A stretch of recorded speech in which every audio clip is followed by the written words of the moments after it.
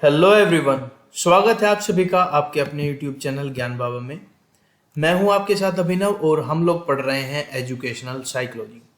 Education psychology के अंदर आज हम जो पढ़ने जा रहे हैं उस टॉपिक का नाम है फैक्टर्स इन्फ्लुएंसिंग डेवलपमेंट, यानी कि विकास को प्रभावित करने वाले कारक कौन कौन से हैं। इस टॉपिक के अंदर हम लोग ये पढ़ेंगे। ये इस चैप्टर का सेकंड चैप्टर का लास्ट टॉपिक है। इसके बाद हम थर्ड चैप्टर स्टार्ट करने वाले हैं, यानी कि थर्ड यूनिट आपकी स्टार्ट करने वाले हैं। तो चलिए स्टार्ट करते हैं आज का टॉपिक। तो कौन कौन से ऐसे फैक्टर्स हैं जिनकी वजह से ग्रोथ और डेवलपमेंट पे प्रभाव पड़ता है। तो सबसे पहला जो फैक्टर है वो है न्यूट्रिशन, यानी कि पोषण।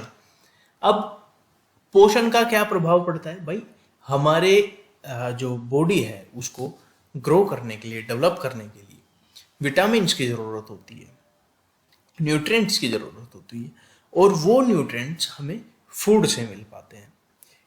कई बारी क्या होता है कि बच्चे को प्रॉपर न्यूट्रिशन नहीं मिल पाता और उस न्यूट्रिशन ना मिल पाने की वजह से उसके अंदर जो पोषक तत्व हैं उसकी कमी हो जाती है, और उस कमी की वजह से उसका जो डेवलपमेंट है वो भी अफेक्ट करता है और वो एक स्लोवर रेट पे होना शुरू हो जाता है।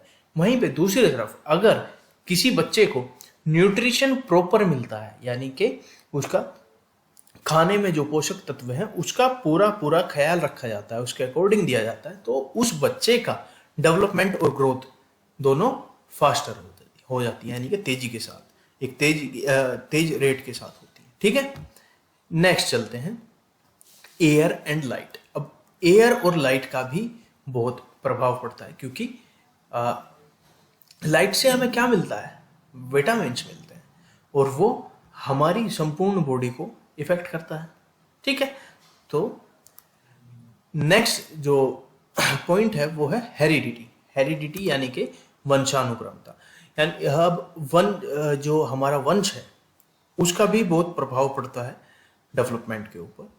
जैसे अगर किसी के पेरेंट्स की हाइट या उसके ग्रैंड पेरेंट की हाइट छोटी हो तो उस घर में बच्चे भी, उनकी जो हाइट होगी वो भी छोटी होगी, काफ़ी ज़्यादा लंबे नहीं होंगे।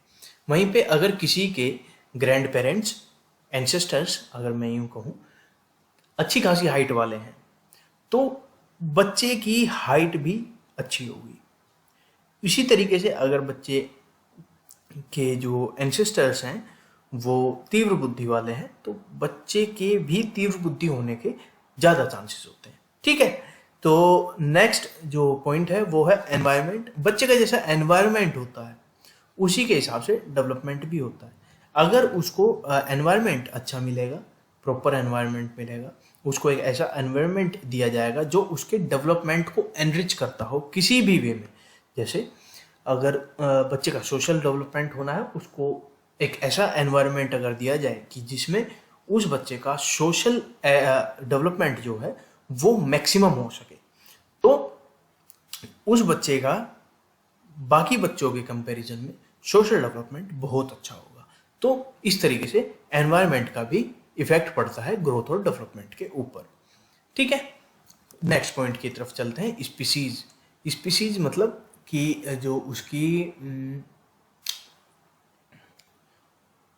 जो प्रजाति है, उसकी बच्चे की जो प्रजाति है उसके हिसाब से भी जो डेवलपमेंट है उस पर काफ़ी प्रभाव पड़ता है। जैसे अगर मैं कोई आदमी लूँ जो अफ्रीका का रहने वाला है तो उसके एंसेस्टर्स की हाइट भी काफ़ी अच्छी होगी, तभी उसकी हाइट भी अच्छी है।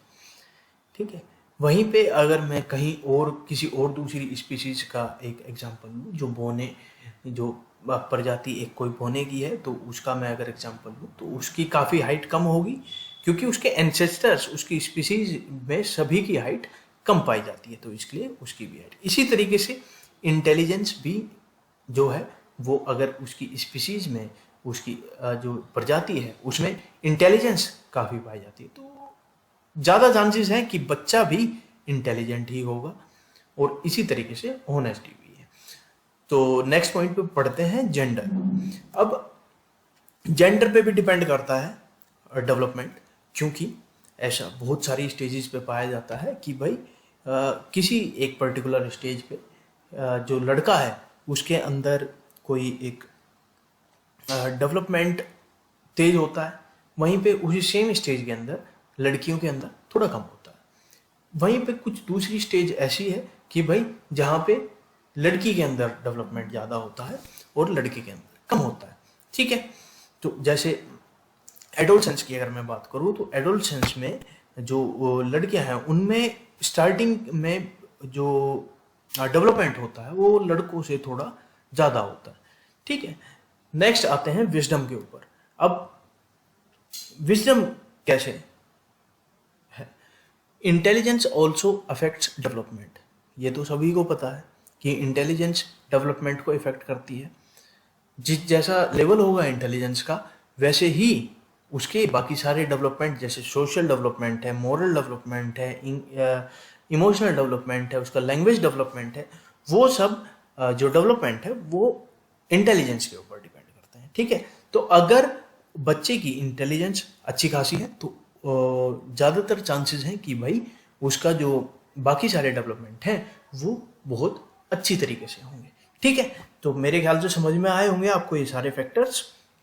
डिटेल में पढ़ने के लिए आप हमेशा की तरह लिंक में जा सकते हैं जो डिस्क्रिप्शन बॉक्स में आपको मिलेगा, वहाँ पे आप हिंदी और इंग्लिश दोनों में ये टॉपिक पढ़ सकते हैं।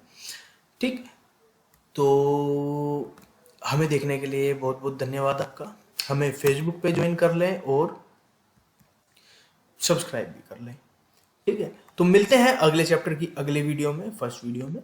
तो तब तक के लिए bye bye, thank you, take care.